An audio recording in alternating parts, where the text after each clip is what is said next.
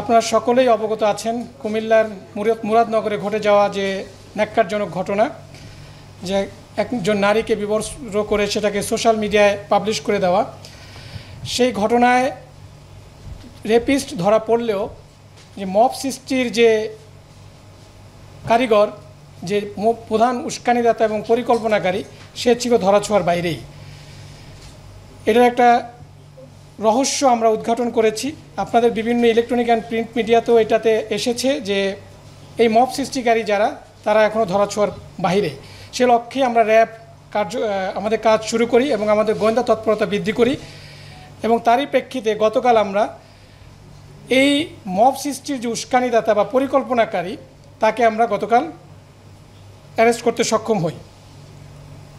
আমি ঘটনার বিস্তারিত বলবো না, এটা আপনারা সকলে অবগত আছেন, বাট যে মব সৃষ্টির পিছনে যে রহস্যটা ছিল সেটাই আমি আপনাদের সামনে তুলে ধরব।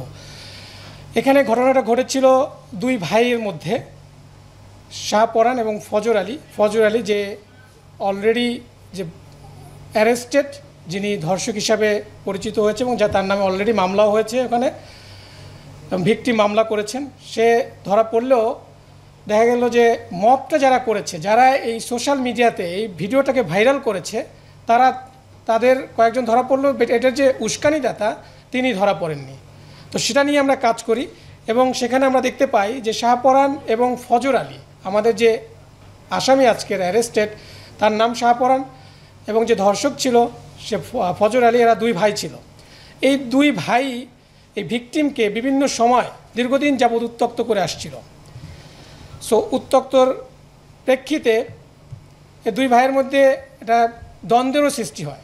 সে প্রেক্ষিতে বিগত 2 মাস পূর্বে তাদের মধ্যে একটা পারিবারিক বা গ্রাম্য পর্যায়ে একটা সালিশ হয়। সেই সালিশে এই ফজর আলী ছিল বড় ভাই এবং শাহপরান ছোট ভাই। এই দুজনের মধ্যে সালিশে শাহজালাল কর্তৃক শাহপরানকে হেনস্থা করা হয় এবং মারধরও করা হয়। সে প্রেক্ষিতেই শাহপরান তার এই বড় ভাইয়ের প্রতি একটা প্রতিশোধ নেওয়ার চিন্তাভাবনা করে। এই ঘটনা যেদিন ঘটে তার 15 দিন পূর্বে ভিকটিম তার স্বামীর বাড়ি থেকে তার বাপের বাড়িতে আসে এবং এই ফজর আলী, যে কিনা ধর্ষক হিসাবে অ্যারেস্টেড, সে এই ভিকটিমের মাকে সুদের বিনিময়ে 50,000 টাকা ধার দেয়। সো সেই ধারের টাকা আদায় করার জন্যই মাঝে মাঝে তাদের বাসায় যেত। ঘটনার দিনও তেমনি এই টাকা আদায়ের সূত্র ধরেই তিনি ওই বাসায় গিয়েছিলেন রাতের বেলা, এবং এইটা শাহপরান জানতো যে ওই দিন সে যাবে। সে প্রেক্ষিতেই শাহপরান তার লোকজন সেট করে দেয় যে এরকম এই টাইমে যাবে, তোমরা যদি তাকে ধরতে চাও ধরতে পারো। এবং সে তার সেই প্ল্যান অনুযায়ী, পরিকল্পনা অনুযায়ী ওই দিন রাতে যখন ফজর আলী তার ওই ঘরের ভিতরে ভিকটিমের ঘরে প্রবেশ করে, তার কিছুক্ষণ পরেই এই শাহপরানের লোকজন ভিকটিমের ঘরে প্রবেশ করে এবং তাকে বিবস্ত্র করে ভিডিও ধারণ করে সেটা পরবর্তীতে সোশ্যাল মিডিয়ায় ছড়িয়ে দেয়। পরবর্তীতে আমরা এটা জানতে পারি। জানার পরে আমাদের একটা চৌকস অভিযানিক দল গতকাল এই শাহপরানের যে রহস্যটা সেটা আমরা জানার পর তাকে আমরা গতকাল কুমিল্লা থেকেই অ্যারেস্ট করা হয়।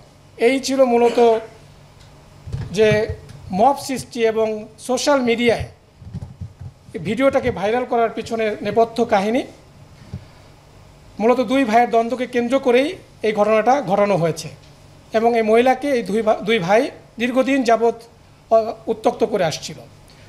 সেটাই ছিল মূলত ঘটনা। এটার এই লক্ষ্য আপনারা অলরেডি জানেন যে ধর্ষক সহকারে 4 জন উত্ত্যক্তকারী, 4 জন মবের সদস্য এবং যে প্রধান পরিকল্পনাকারী, গতকাল আমরা তাকে অ্যারেস্ট করেছি। আমি বলেছি শুরুতেই যে দুই ভাইয়ের মধ্যে দ্বন্দ্বটা মূলত দুইজনেই এই মহিলাকে উত্ত্যক্ত করতো। উত্ত্যক্তটা নিয়েই আমরা শারীরিক সম্পর্ক কিনা এটা একটা সেন্সিটিভ বিষয়, এটা আমরা এসে না বলি, এটা তদন্তে আরও বেরিয়ে আসবে। আমরা তো গতকাল তাকে অ্যারেস্ট করেছি, আরও জিজ্ঞাসাবাদ করে ভিতরে কি ঘটেছে, তাদের মধ্যে কি সম্পর্ক ছিল, সেটা আসলে তদন্তে বেরিয়ে আসবে। সো আমরা শুধু এতটুকু এখন পর্যন্ত যেটা পেয়েছি যে মহিলাকে, এবং আপনারা বিভিন্ন সোশ্যাল মিডিয়ায় তার ইন্টারভিউ দেখেছেন, বিভিন্ন টিভি চ্যানেলে এটার ইন্টারভিউ নিয়েছে তার, সেখানেও সে বলেছে তাকে দীর্ঘদিন যাবৎ উত্ত্যক্ত করে আসছিল। সেই উত্ত্যক্তের প্রেক্ষিতে দুই ভাইয়ের মধ্যে দুজনেই একজনের পিছনে ছুটছে। তো সেখান থেকেই মূলত তাদের মধ্যে একটা দ্বন্দ্বের সৃষ্টি হয়, সেখান থেকে একটা গ্রাম্য সালিশ হয়। সেই সালিশে ফজর আলী কর্তৃক শাহপরান হেনস্থার শিকার হয় এবং সেখান থেকেই এই শাহপরান ফজর আলীর বিরুদ্ধে একটা অ্যাকশন নিতে চায় এবং সেটারই প্রতিফলন ছিল 26শে জুনের যে ঘটনাটা। যে 50,000 টাকা ধার দিয়েছে ভিকটিমের মাকে, সেই ধারের টাকা নেওয়ার জন্য মাঝে মাঝেই, এটা হচ্ছে সুদের বিনিময়ে দেয়া, মাঝে মাঝে সুদের বিনিময়ে যে সাপ্তাহিক বা মাসিক হিসাবে কিছু টাকা দিবে, সেই টাকা আদায় করার জন্যই মাঝে মাঝে এই ফজর আলী তার বাসায় যেত। এটা শাহপরান জানতো। সেই পরিকল্পনা অনুযায়ী 26শে জুন যখন সে জানতে পেরেছে যে ফজর আলী আজকে যেতে পারে সেই বাসায়, সেই অনুযায়ী সে মবটা প্ল্যান করে, একটা গ্রুপ অফ পিপলকে সে বলে এবং এটা নিয়ে সে একটা মেসেজও দেয়। সেই মেসেজটাও আমাদের কাছে আছে ইমোর মাধ্যমে, যে একজনকে এখানে আরেকজন, আমরা ইসের স্বার্থে বলছি না, সে এখনও অ্যারেস্টেড হয় না, আমরা তার বিরুদ্ধে কাজ করছি, নামটা বলছি না, তাকে একটা মেসেজ দিয়েছে, সেই মেসেজের স্ক্রিনশটও আমাদের কাছে আছে। মূলত শাহপরান জানতো যে তার ভাই যাবে, বিভিন্ন কারণেই যায়, অ্যাট দ্য সেম টাইম তার সাথে ওই মহিলার সাথে উত্ত্যক্ত করে আসছিল। সেইভাবেই শাহপরান ফজর আলীকে এই হেনস্থা করানোর জন্য এই পরিকল্পনা 26শে জুন করেছিল। অপরাধ তো অপরাধী, সে রাজনৈতিক আর নর্মাল কোন কি কাজ করে সেটা নিয়ে আমরা এখানে রাজনৈতিক প্রেক্ষাপটটা নিয়ে, হ্যাঁ শাহপরানের বিষয়টা যেটা বলেছেন এটা আমরাও শুনেছি। ফজর আলীর বিষয়টা, শাহপরানের বিষয়টা এখন পর্যন্ত এরকমই হয় নাই। সে একজন নর্মাল সিএনজি চালক ছিল, অটোরিকশা চালক ছিল, এরকম আমাদের কাছে তথ্য রয়েছে, বাট তার সাথে রাজনৈতিক সংশ্লিষ্টতার কোনো বিষয় আমরা পাইনি।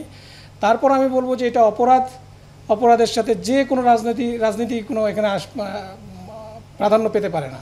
যেটা কারা করেছে সেটা আমাদের দেখার বিষয় না, আমাদের দেখার বিষয়টা হচ্ছে অপরাধ এবং অপরাধী।